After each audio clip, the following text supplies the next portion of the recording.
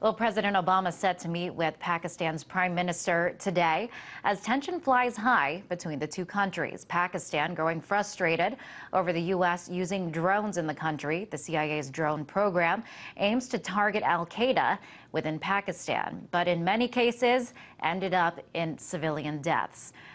In hopes of continuing its drone program, the U.S. has tried to negotiate with Pakistan, offering to give advance notice before strikes and limit where they will target.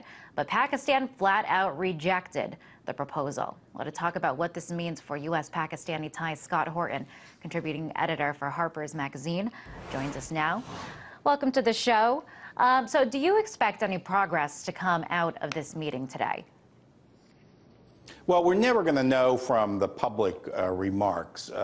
And in fact, I'm not even sure that they're a particularly accurate characterization of what's going on in the background. I mean, we're dealing here with one of the most complex love-hate relationships in the world today. And one of the big problems is, frankly, that the Prime Minister and his government and President Zardari, their control over the actual apparatus of government in Pakistan is relatively weak.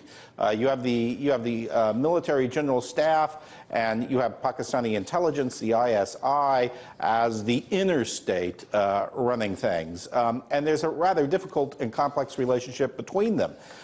And we also have had a long history of the Pakistani government, the Pakistani military saying no to the public with respect to drones, but in fact secretly wink-nod approving U.S. drone raids. So I think one of the questions right now is how much has that situation changed? And all the available evidence would suggest it's changed quite a bit.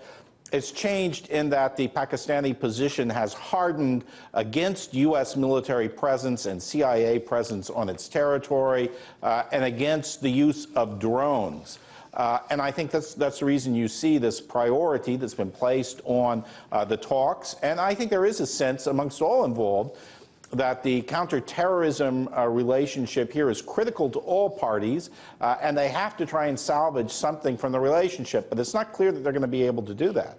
And, you know, Pakistan obviously seems like they're getting sick of these drone operations gone wrong. Can you talk a little bit more about how the drone program has affected U.S. relations with Pakistan? Well, I mean, it's been up and down. I think you have to note that that the Pakistani public reaction when one of the leaders of the Pakistani Taliban was hit was actually positive. But by and large, it's been negative. And by and large, the public in Pakistan has viewed this as evidence of weakness of the country, the fact that its own sovereignty is weak when the American government can run this program and can target and strike Pakistani citizens without their government being able to control it. And right now, we're seeing the lead into a new parliamentary election in Pakistan, and anti-U.S. and anti-drone rhetoric is at a peak. And I'd say the new emerging potential political stars on the Pakistani stage are united in their anti-American rhetoric and anti-drone rhetoric. And this is definitely having an impact on the way the government and the military interact with the United States. It's much more cool, much more distant. In addition to that, we have the gross mistakes that the United States made in the last year, the Raymond Davis incident, the raid on the Pakistani border post that killed 24, for which the U.S. apologized. But the U.S. also decided just this week that it was not going to take any disciplinary measures against those who were responsible for that raid. And as you can imagine, that did not go over well in Pakistan. And Pakistan has played a big role strategically for the U.S. Militarily, with Afghanistan neighboring. How will this affect U.S. military efforts in the region now that Pakistan, they don't want to cooperate?